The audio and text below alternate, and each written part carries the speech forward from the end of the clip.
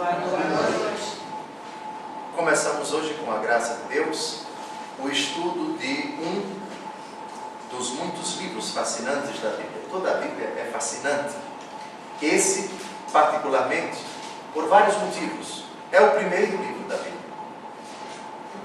É um livro que suscita o interesse de muitas pessoas, cristãs e não cristãs, até do ponto de vista científico.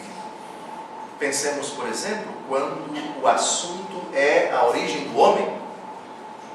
Fala-se da teoria da evolução, que o homem teria sido o resultado da evolução de uma espécie menos desenvolvida até o que hoje nós entendemos por Homo sapiens. O debate entre certos intérpretes da Bíblia e os cientistas. A Bíblia seria contrária à ciência? A fé seria oposta à ciência? Toda essa polêmica está orbitando ao redor deste livro. A questão de Galileu Galilei, a Terra gira em torno do Sol, é o Sol que gira em torno da Terra. A questão do heliocentrismo ou do geocentrismo, é a Terra que gira em torno do Sol, heliocentrismo. É o Sol, tudo que gira em torno da Terra, geocentrismo. Pois bem, são questões que, no fundo, remetem-nos à interpretação da Palavra de Deus. É um livro fascinante porque trata da criação do mundo, da criação do homem, trata da queda dos nossos pais, dá-nos uma explicação para a origem e as consequências do mal, do sofrimento, da dor, da multiplicação dos pecados, da morte. Fala-nos também já do primeiro anúncio do Evangelho. Fala-nos também da multiplicação da espécie humana após o pecado dos nossos pais. Caim, Abel, seus irmãos. A questão como a espécie humana se multiplicou. Se a Bíblia só fala de Eva, teria Adão e Eva tido muitos filhos, homens e mulheres, e eles se uniram entre si, o que na linguagem de hoje para alguns seria incesto. A Bíblia fala, dá-nos uma explicação cabal sobre esse fato. É legítimo dizer que o homem veio de um tronco só, monogenismo, ou então veio de vários troncos, além de Adão e Eva, existiam outros casais no seu tempo que teriam gerado também filhos, e depois eles se encontraram e geraram entre si, dando origem às tribos, etc. São todas questões que suscitam o desejo de encontrarmos uma resposta. O livro também fala do início da história positiva revelada. A revelação positiva quando Deus fala aos homens na pessoa do nosso pai Abraão. Nosso pai Abraão é chamado pela carta aos Romanos, nosso pai na fé. A fé começa com Abraão, com quem Deus falou quando ainda não havia a lei. A lei de Moisés é ano 1250, Abraão é 1800. Então a história do povo hebreu, desde Abraão até o final do Antigo Testamento, fechando essa primeira etapa, grande etapa da história da salvação, que vai se abrir com uma outra etapa que é a encarnação do Verbo, nova aliança, Novo Testamento. Portanto, este tema, caríssimo internauta, foi escolhido pela maioria, a grande maioria, diga-se de passagem, dos nossos queridos irmãos que todos os sábados estão aqui conosco. E acho que foi uma escolha muito sábia. A primeira coisa que se deve dizer acerca do livro do Gênesis é que ele é o primeiro de 5 que são considerados pelos judeus até o dia de hoje como os 5 livros mais importantes da Bíblia deles. Dos livros sagrados que os judeus consideram-nos tais. Esses 5, os 5 primeiros, a saber, Gênesis, Êxodo, Levíticos, Números e Deuteronômio, são os livros que ocupam um lugar privilegiado. Eles são os mais importantes para os judeus. A Bíblia dos judeus, diferentemente da nossa, ela é diferente em vários aspectos, isto é, a relação dos livros inspirados, livros tidos como iluminados e inspirados por Deus, de autoria divina, ainda que Deus tenha se utilizado inspirando escritores humanos. A Bíblia judaica é dividida em 3 categorias. O Pentateuco, vamos ver o que significa isso daqui a pouco, ou Torá. Depois, os profetas. E depois, os outros livros que são chamados de instruções. Esses 5 primeiros livros são chamados de Pentateuco. A expressão Pentateuco, ela significa, penta, nós sabemos, língua portuguesa, 5. Teucos, livros. Os 5 primeiros livros da Bíblia. Mas esses 5 primeiros livros são chamados também de Torá. Torá significa basicamente instruções, mas não são instruções no sentido da língua portuguesa, no sentido brasileiro do termo. Quando se fala de instrução, nós dizemos que alguém está orientando, descrevendo aquilo que deve ser feito para que, não é, aquilo que deve ser observado na realização de uma tarefa. Esse é o sentido da palavra instrução.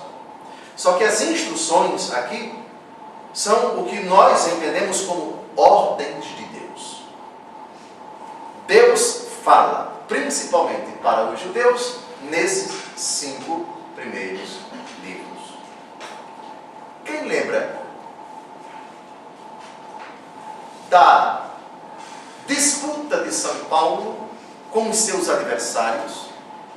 São Paulo estava pregando a ressurreição de Jesus. E os seus adversários queriam matá-lo.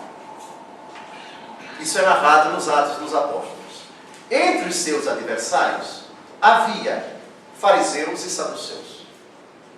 Os fariseus acreditavam na ressurreição e acreditavam na existência dos anjos. Os saduceus nem acreditavam na ressurreição, nem na existência dos anjos.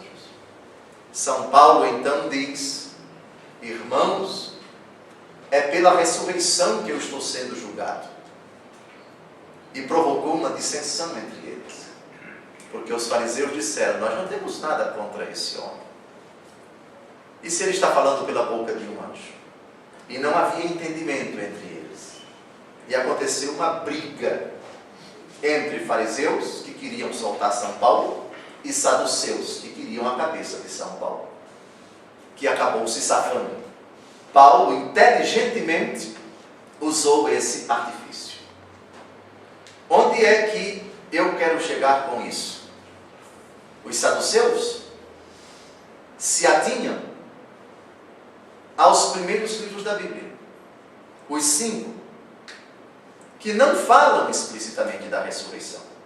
Já os fariseus inserem os 5 primeiros livros da Bíblia em toda a tradição bíblica, digamos assim, de todos os demais livros, incluídos os profetas tardios, Daniel, capítulo 12, que fala explicitamente da ressurreição. Então, os fariseus respeitam, sem dúvida alguma, os 5 primeiros livros da Bíblia, que foram escritos numa época em que a fé na ressurreição ainda não havia amadurecido em Israel. Os saduceus se atinham, portanto, apenas aos 5 livros. Já os fariseus levavam em consideração o progresso da revelação. Sim, se nos 5 primeiros livros da Bíblia não se fala da ressurreição, mas mais na frente a ressurreição vai ser um objeto da doutrina, do ensinamento, da crença, da fé dos judeus, dos hebreus. Então, no tempo de Daniel, que é um tempo bem posterior ao tempo em que os 5 primeiros livros da Bíblia foram escritos, ano 1000 mais ou menos, os 5 livros começaram a ser escritos, acreditava-se, amadureceu no seio de Israel a fé na ressurreição. Ou seja, até nos dias de hoje, há diferentes correntes de pensamento. Digamos, eu não digo facções, eu não digo cismas, mas diferentes maneiras de pensar entre os próprios judeus. Assim como entre os cristãos. Os cristãos estão divididos entre várias denominações. Entre os judeus, hoje, existem várias maneiras de interpretar os livros que nós chamamos de Antigo Testamento.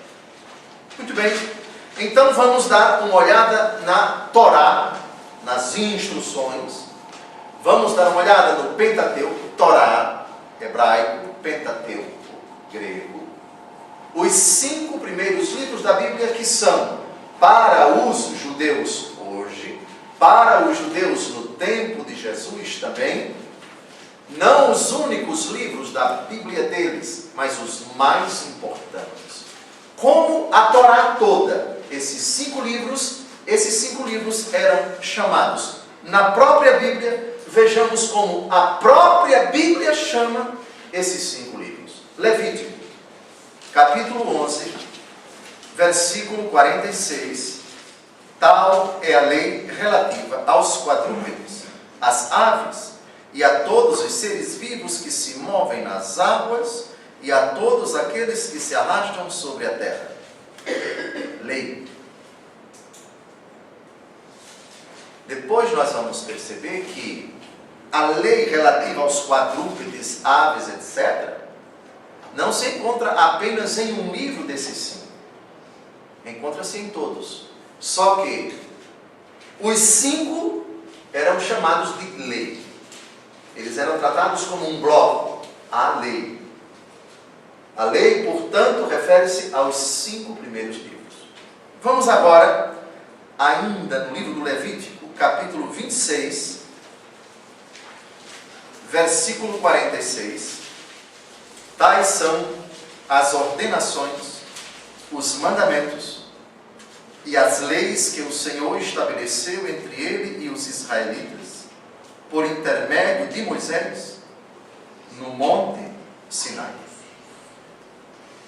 De novo, os 5 livros chamados aqui agora no plural. Ora, os 5 são a lei, ora, os 5 são as leis. Vamos a um profeta, o profeta Ezequiel. Ezequiel 43,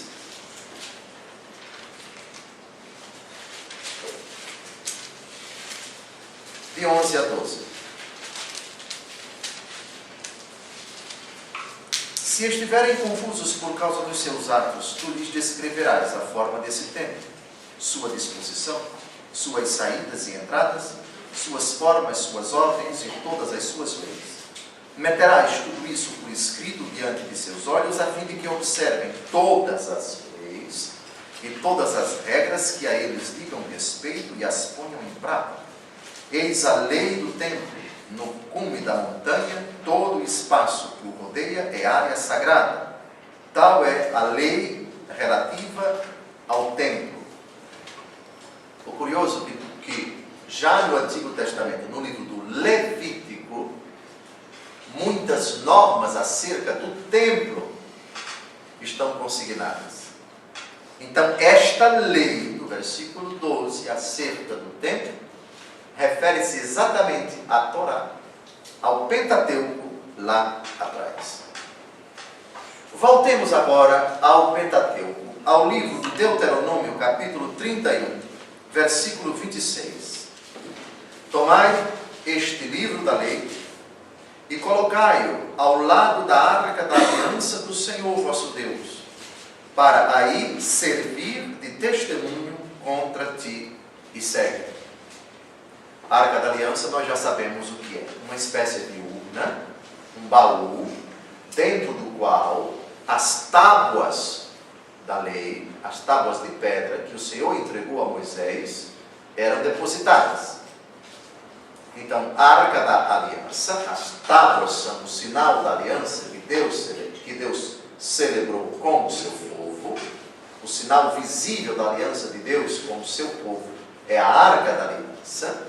E esses livros, esses 5 livros, eram colocados do lado da arca. Então vejam, 2 coisas muito importantes para os hebreus: a arca com os mandamentos e os 5 livros da lei.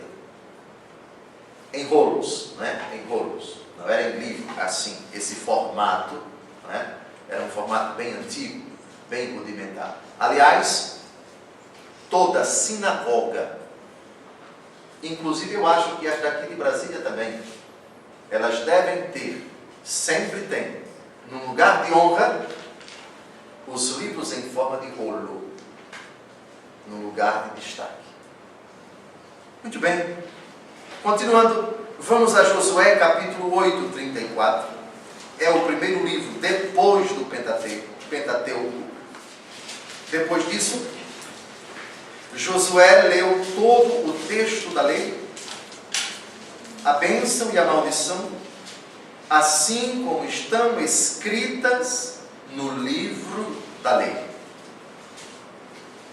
Eu estou citando vários versículos onde aparece a palavra lei, para lembrar que quando esta lei é citada, estamos tratando dos 5 livros da lei. O Pentateuco: Gênesis, Êxodo, Levítico, Números e Deuteronômio. Nenhum é mais lei que o outro. Nenhum é menos lei que o outro. Os 5 são, desculpe a expressão horrível que eu vou usar, são 5 capítulos de uma mesma lei. São 5 num conjunto. A lei é um conjunto dos 5 e os 5 não se separam. Esta é a visão dos judeus. Os 5 são um bloco monolítico, absolutamente inseparável. Muito bem. Na tradição judaica, hoje, usa-se também a expressão os 5/5 da Torá. Então, José, não é redundante 5/5? Se são 5, para que dizer quintos? Mas eles chamam assim. O que para nós é redundante, do tipo subir para cima, descer para baixo, etc. Para os judeus, não. Os 5/5. É 1/5 de um todo chamado lei, de um todo chamado Torá. É um jeito, é uma expressão típica dos judeus para se referir aos 5 primeiros livros da Bíblia.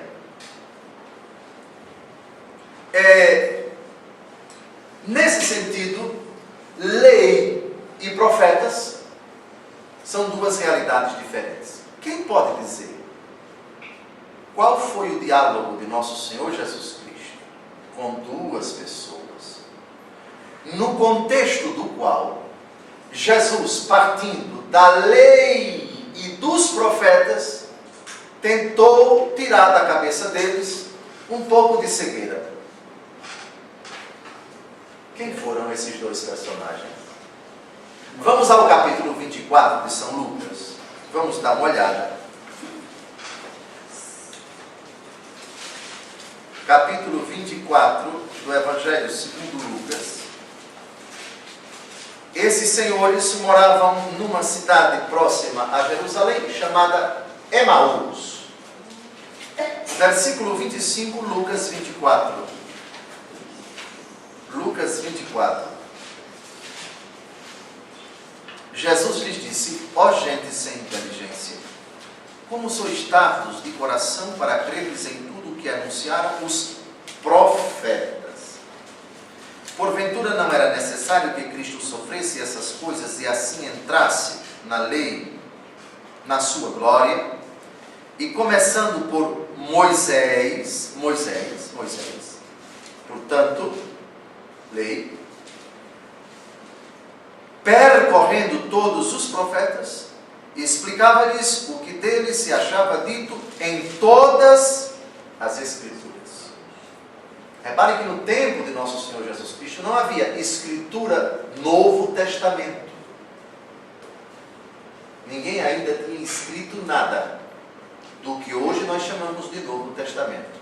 Quando se fala aqui de Escrituras, estamos nos referindo ao conjunto: lei, Pentateuco, Torá, profetas e os outros livros que nós chamamos de históricos.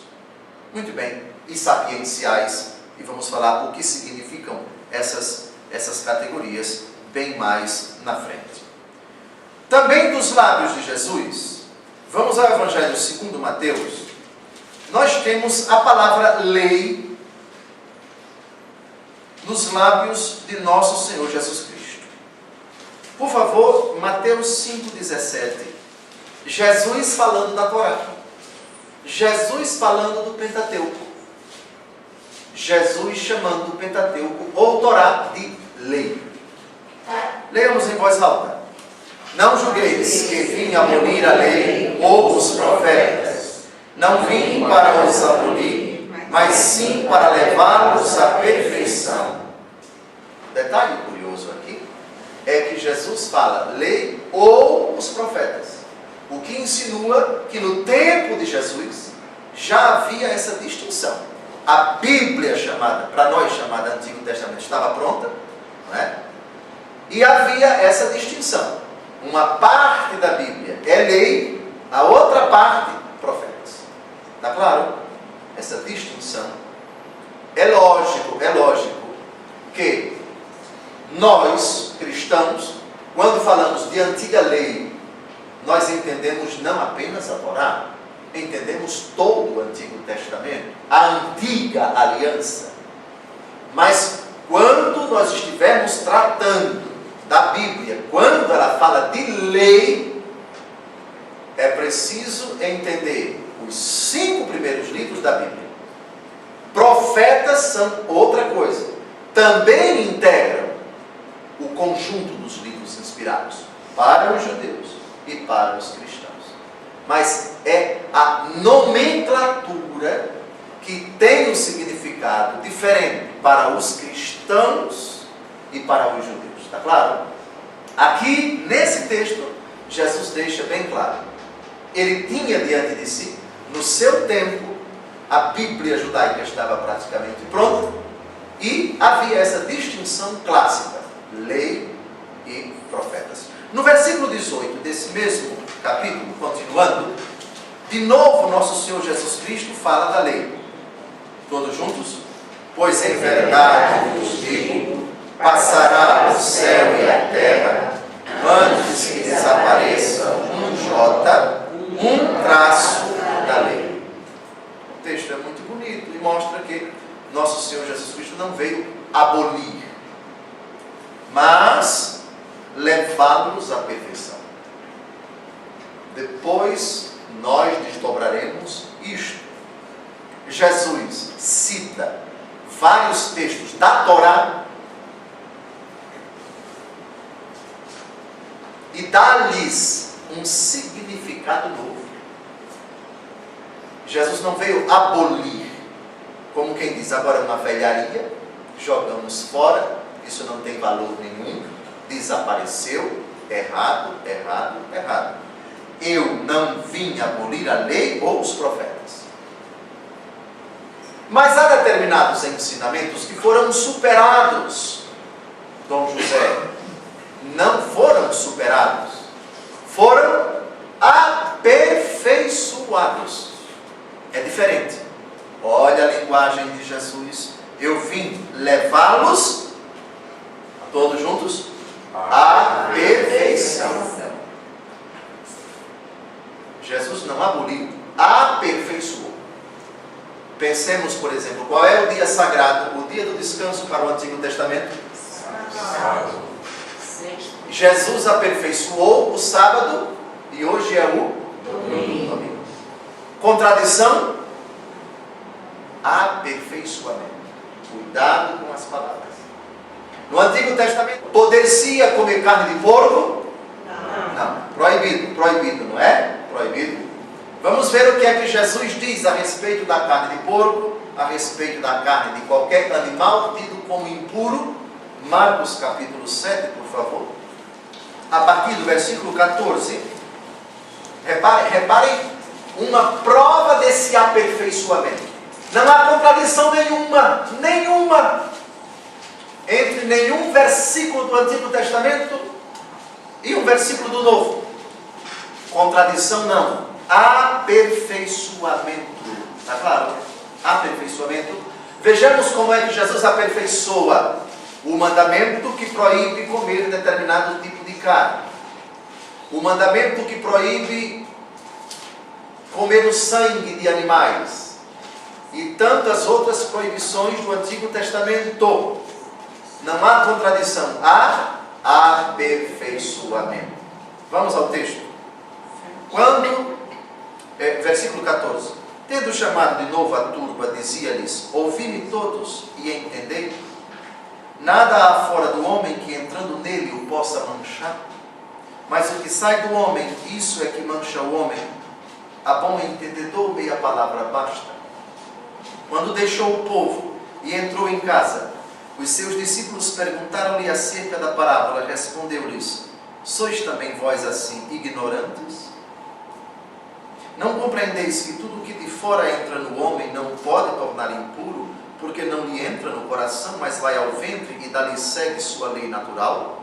Sublinhe agora, pegue sua caneta, sublinhe essa frase, vamos ler essa frase juntos em voz alta. Assim ele declarava puros todos os alimentos.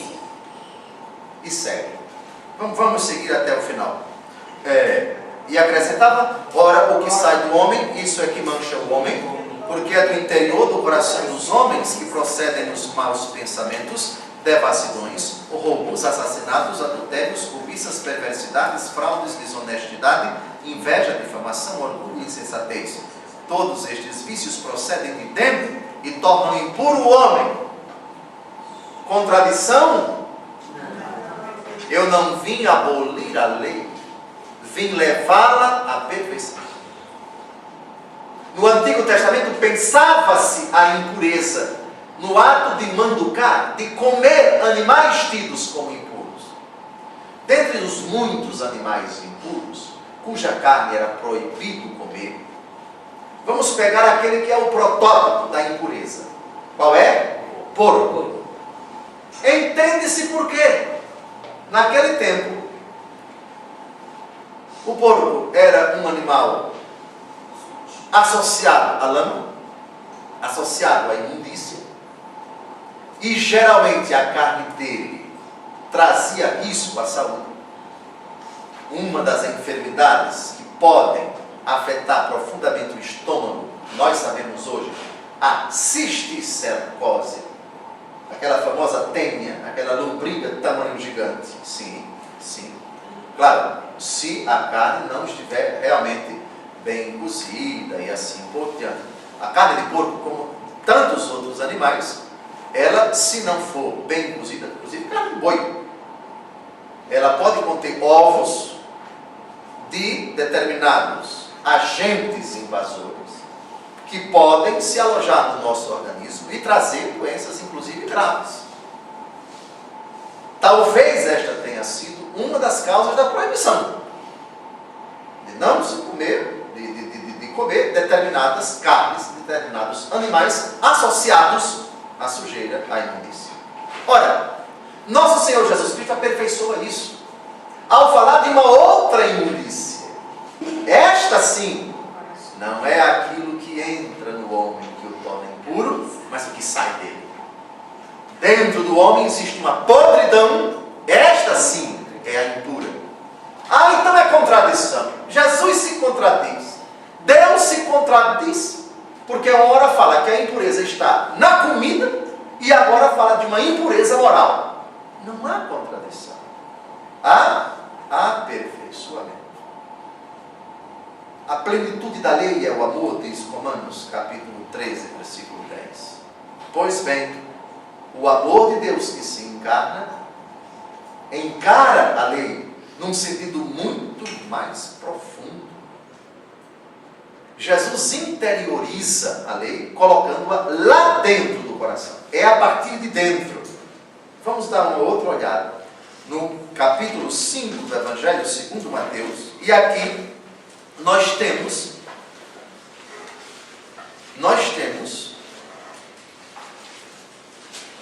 um exemplo clássico. Mateus capítulo 5, versículos de 21 em diante. Jesus vai citar frases do Pentateuco, frases dos 5 primeiros livros da Bíblia. Não vai abolir nenhum deles. Não vai dizer isso aqui deixou de existir. Não. Eu não vim abolir, mas vim aperfeiçoá-los, levá-los à perfeição. E reparem agora, a perfeição do Antigo Testamento, como ela é assustadora para nós. Eu disse assustadora mesmo. O susto que a gente tem lendo esses versículos deve ser enorme. Ouvistes o que foi dito aos antigos, versículo 21. Não matarás. Mas quem matar será castigado pelo juízo do tribunal. Mas eu vos digo, olha aqui onde está o aperfeiçoamento. Agora tem uma novidade. Agora a interpretação desse versículo é a grande novidade trazida por Jesus. Jesus não aboliu esse versículo, mas dá a ele um significado inteiramente novo. Mas eu vos digo, todo aquele que se irá contra seu irmão será castigado pelos juízes. Basta se irá para já ter cometido pecado. Aquele que disser a seu irmão raca, outra tradução patife, né? Será castigado pelo grande conselho. Aquele que lhe disser louco será condenado ao fogo da gehenna. Digam-me se isso não é assustador. Continua. Pule agora para o versículo 27. Ouvistes o que foi dito aos antigos: não cometerás adultério. Isso está na lei.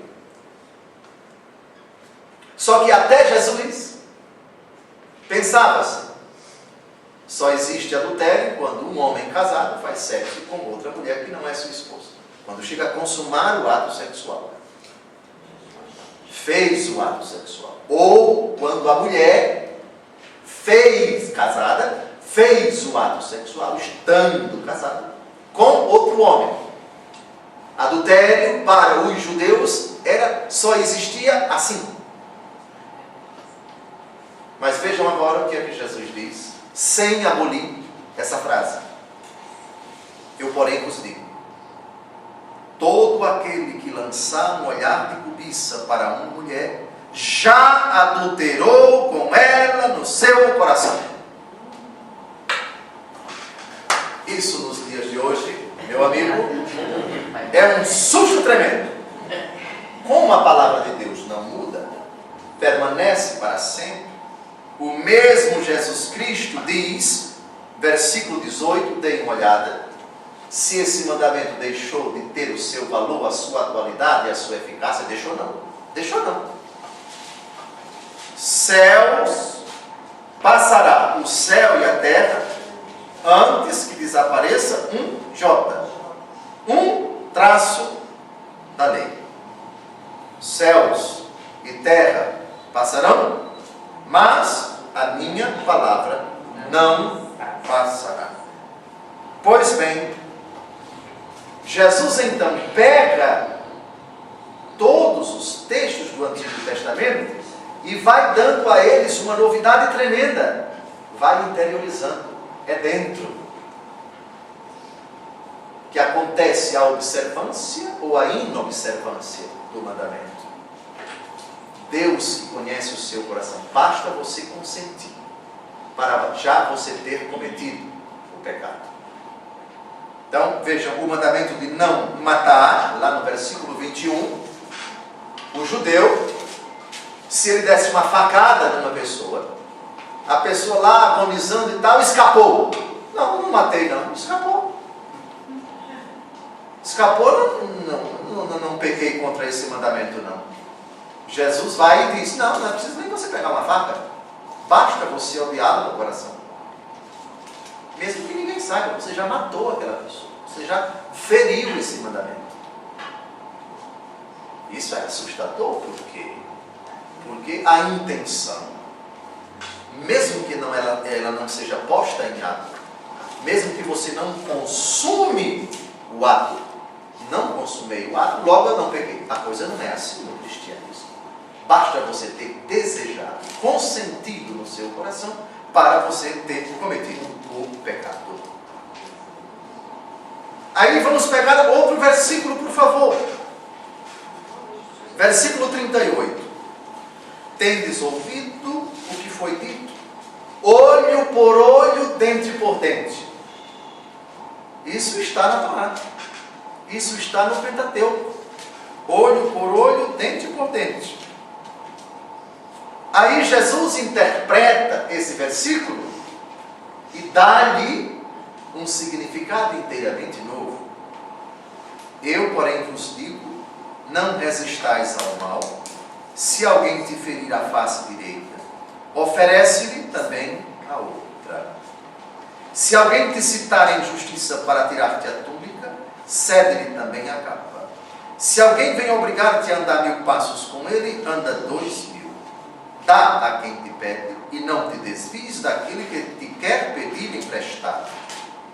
Da vingança, nosso Senhor Jesus Cristo parte para a misericórdia responsável, para o amor absolutamente responsável. Em outras ocasiões, caríssimos internautas, nós já explicamos ao longo do estudo do Apocalipse, acho que não poucas vezes, o que significa: se alguém te ferir a face direita, oferece-lhe também a outra. Vocês memorizaram a explicação? Sabem então já o que significa isso? Não é passividade. Quando Jesus diz, se alguém te ferir a face direita, oferece-lhe também a outra, Jesus não está pedindo para nós sermos sacos de pancada. A explicação está na reação de Jesus, quando levou um tapa. Quem lembra quem foi que deu um tapa em Jesus? Um soldado romano. Jesus levou um tapa, um bufete mesmo. E quem lembra qual foi a reação de Jesus? Ele ofereceu a outra face ou não? Ofereceu, mas num sentido diferente. O que foi que Jesus disse ao soldado depois que ele levou um tapa? Se eu errei, mostre-me o erro, mas se eu não errei, por que você me bate? É assim que se mostra a outra face.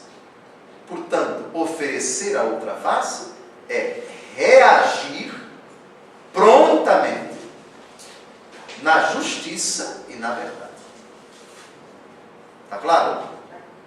Isso tem muitas aplicações. Se uma pessoa tenta, por exemplo, violar o seu patrimônio, ou se apoderar do seu patrimônio, ou usurpar o seu patrimônio, você vai oferecer a outra face para ele, por exemplo, acionando-o na justiça.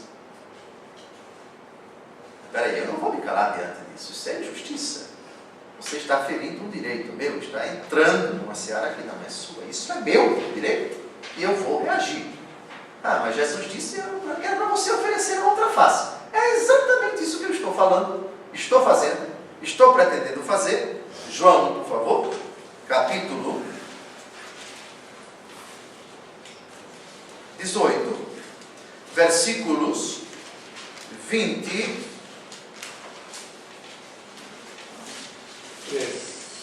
a 23. Jesus respondeu-lhe: falei publicamente ao mundo, ensinei na sinagoga e no templo, onde se reúnem os judeus, e nada falei às ocultas. Por que me perguntas? Pergunta àqueles que ouviram o que lhes disse, estes sabem o que ensinei. A estas palavras, um dos guardas presentes deu uma bofetada em Jesus, dizendo: é assim que respondes ao sumo sacerdote? Replicou-lhes Jesus: se falei mal, prova-o. Mas se falei bem, por que me bates? Pronto. É assim que nós oferecemos a outra face. Epa, injustiça não. Assim não. Isso não é correto, isso não é justo. E eu tenho que protestar. E eu tenho que me levantar. E eu tenho que reagir à altura. Entenderam o que significa oferecer a outra face? Então vejam, por essas e outras, nosso Senhor Jesus Cristo vai pegando frases do Antigo Testamento, mandamentos, preceitos, e vai dando um significado novo. Isso tudo eu disse para ilustrar aquela frase de Jesus em Mateus 5, eu não vim abolir. Está claro? Então, não há contradição entre dente por dente, olho por olho, e amai os vossos inimigos. Por que não há contradição? Porque dente por dente, olho por olho foi dito numa época bem precisa, bem antiga, quando a mentalidade do povo era uma, e Deus respeitava, tolerando a mentalidade arcaica, a mentalidade ultrapassada. Com os critérios de hoje, muitos mandamentos, muitas afirmações do Antigo Testamento para uma pessoa desavisada são absurdo. Porém, o cristão ou o judeu não utiliza essa categoria de dizer absurdo. O cristão e o reto judeu contextualiza sem relativizar, sem dizer que, dependendo do contexto, tudo é válido, tudo é permitido. Não.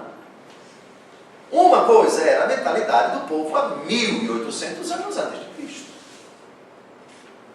Tal mentalidade que foi permitida por Deus, que foi tolerada por Deus, vai aos poucos sofrendo uma lenta, gradual mudança. Até que Deus Todo-Poderoso impõe a perfeição disso daqui. Não é a contradição, não é a abrogação, não é o cancelamento, não é o simplesmente dizer está tudo revogado, agora é outra coisa. Não. A palavra é aperfeiçoamento. Está claro? Está claro? Muito bem. Vejamos então mais um texto do livro do Gênesis. Vamos ao livro do Gênesis, capítulo 4. Esse capítulo é posterior ao pecado original, que é narrado no capítulo 3, o capítulo do diálogo da serpente com a mulher, Adão que come o fruto. Primeiro a mulher come do fruto, depois dá ao seu marido, os seus olhos se abrem, eles se escondem, não é? Cobrem as partes íntimas com ramos. O Senhor caminha no jardim, dialoga com Adão, dialoga com Eva. Quer dizer, na verdade, é um diálogo. E um monólogo com a serpente, monólogo porque só Deus fala, a serpente não responde. Muito bem, então no capítulo 4, que é posterior ao capítulo 3, nós temos as consequências do pecado original. E uma delas está no versículo 23. Gênesis 4. Lameque disse às suas mulheres. Reparem, no capítulo 1 do livro do Gênesis, o que é que o Senhor Deus diz? O homem deixa seu pai e sua mãe e se une à sua mulher. Um homem com uma mulher. Mas aqui temos Lameque com suas mulheres. já temos a perversão, já temos a distorção da vontade original de Deus. Ada e Sela, ouvi minha voz, mulheres de Lameque, escutai as minhas palavras. Agora nós vamos ver o pensamento anterior ao livro do Êxodo, que fala do dente por dente, olho por olho. Antes do dente por dente, olho por olho, havia o pensamento muito mais radical, muito mais cruel, muito mais vingativo, muito mais violento do que o dente por dente, olho por olho. Dente por dente, olho por olho é um por um. Mas aqui não. Versículo 23. Por uma ferida matei um homem, e por uma contusão um menino. Caim será vingado 7 vezes, e Lameque o será 77 vezes. Mas que desproporção! No tempo, então, de Lameque, se alguém ferisse, por qualquer motivo, sei lá, alguém provocou uma feridazinha aqui em mim, uma bobagem, eu estou autorizado a matá-lo. Que coisa! Que hoje nós diríamos desavisadamente fora do contexto, mas que coisa animalesca. Outra, por uma contusão matei um menino. Se um garotinho qualquer provocasse uma contusão em mim, eu estava autorizado a matá-lo. Uma criança, coitada, que nem sabe, nem teve a intenção, mas acabou me machucando, eu estou autorizado a matá-lo. E a vingança não era um por um. Caim será vingado 7 vezes, Lameque 77. Ou seja, se você matar uma pessoa da minha família, eu estou autorizado a matar 77 da sua. Meu Deus do céu! Alguém pode dizer, mas que absurdo! Era a mentalidade da época. Mas, Dom José, isso não é a contradição com o mandamento de Jesus? Mateus capítulo 5, por favor. Versículo 43 e 44. Tendes ouvido o que foi dito? Amarás o teu próximo e poderás odiar teu inimigo. Eu, porém, vos digo, amai vossos inimigos, fazei bem aos que vos odeiam, orai pelos que vos maltratam e perseguem. Mas, Dom José, aqui tudo bem, o mandamento de amar os inimigos, mas isso não é uma contradição com o que nós acabamos de ler lá no Gênesis, a respeito de Lameque? Contradição, não. A palavra de Deus não se contradiz. Por ser palavra de Deus dirigida aos homens, que têm uma mentalidade que modifica-se para melhor ou para pior. No caso, para melhor. Ao longo do tempo, essa lei vai se aperfeiçoando. Deus considera o contexto do homem, sua maneira bruta, violenta de pensar, de falar e de agir. E pacientemente, como um bom pedagogo, vai educando esse povo até dizer uma verdade que naquela hora era impossível de ser dada. Redundaria em um absurdo. Tal afirmação, se Deus dissesse no tempo de Lameque, amai vossos inimigos, seria perda de tempo, porque a mentalidade dos homens naquela época era bem bruta, era absolutamente, completamente diferente da nossa mentalidade, digamos, civilizada e cristã dos tempos atuais. Deus, que não muda, respeita o pensamento do homem no seu contexto, permite, tolera, para depois dizer aquilo que ele pretende dizer. Quem pode dizer qual é o outro texto em que nosso Senhor Jesus Cristo fala de uma lei que foi dada como permissão? Deus tolerou que tal instituto jurídico entrasse em Israel, mas no princípio não foi assim. Mateus 19, o diálogo acerca do divórcio. Vamos dar uma olhada. Os fariseus vieram perguntar para pô-lo à prova. é permitido a um homem rejeitar sua mulher por um motivo qualquer? Respondeu-lhes Jesus: não lestes que o Criador no começo fez o homem e a mulher e disse: por isso o homem deixará seu pai e sua mãe e se unirá à sua mulher e os dois formarão uma só carne? Assim já não são dois, mas uma só carne. Portanto, não separe o homem o que Deus uniu. Disseram-lhe eles: por que então Moisés ordenou dar um documento de divórcio à mulher ao rejeitá-la? Jesus respondeu-lhes: é por causa da dureza de vosso coração que Moisés havia tolerado o repúdio das mulheres, mas no começo não foi assim. Duas vezes Jesus fala da palavra começo.